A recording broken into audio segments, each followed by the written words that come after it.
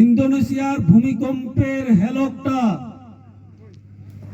বোম্বাই, কেরালার কুচিপুড়ি, অন্ধ্রপ্রদেশের কিছু অংশ যে সুনামিটা হয়েছিল, বলছে বৈজ্ঞানিকরা বলেছেন, ভূতত্ত্ববিদরা, যে ৩০০ বছরে অত বড় সুনামি দেখা যায় নাই।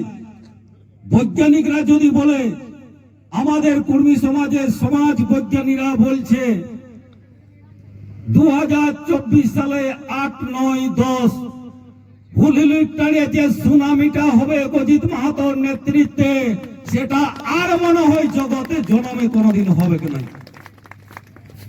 এরকম প্রস্তুতি চলছে, ছেলে মেয়া বউ বাচ্চা করলে শুরু করে দিয়েছে। আমি অনুরোধ করব, ভোট আলে যেমন পাঁচিরে পাঁচিরে লেখেন, প্রত্যেকের পাঁচিরে লেখুন হুলহুলি চলুন। দেখুন আওয়াজটা কি হবে। ভোটে যেমন হয়, ইয়াকে ভোট দাও, ওয়াকে ভোট দাও, আপনারা লিখতে শুরু করুন পাঁচিরে পাঁচিরে। আওয়াজ একটা উঠে যাবে, পত্রকাররা যাবে, সাংবাদিক বন্ধুরা যাবে, তারা ছবি তুলবে। নেতাজি সুভাষচন্দ্র বসু বলেছিলেন, ইম্ফলে আসে যখন ময়ূরাঙ্গে স্বাধীন পতাকাটা উনি দাগলেন, দাঁড়ার পরে বললেন, তোমরা আমাকে রক্ত দাও, আমি তোমাদের স্বাধীনতা দিব, দিল্লি চলো। আমাদের নেতা অজিত মাহাতো একটাই ডাক দিয়েছেন, 2024 সাল মার্চ মাসের ৮, ৯, ১০ হুলহুলি চলো, হুলহুলি চলো। জয়গ্রাম, জয়গ্রাম। ইন্দোনেশিয়ার ভূমিকম্পের হেলকটা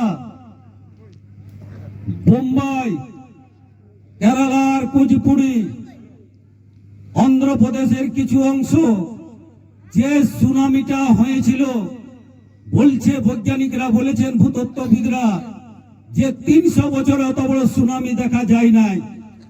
বৈজ্ঞানিকরা যদি বলে, আমাদের কর্মী সমাজের সমাজ বিজ্ঞানীরা বলছে 2024 সালে ৮, ৯, ১০ হুলিলুটারে যে সুনামিটা হবে অজিত মাহাতোর নেতৃত্বে, সেটা আর মনে হয় জগতে জন্মে কোনোদিন হবে কিনা।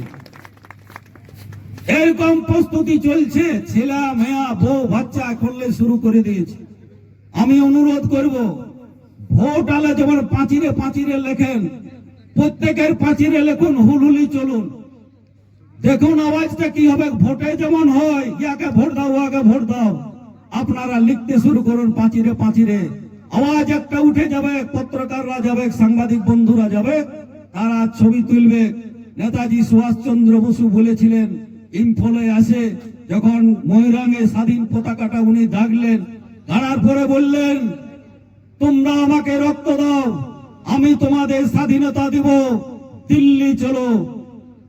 আমাদের নেতা অজিত মাহাতো একটাই ডাক দিয়েছেন, 2024 সাল মার্চ মাসের ৮, ৯, ১০ হুলহুলি চলো, হুলহুলি চলো। জয়গ্রাম, জয়গ্রাম।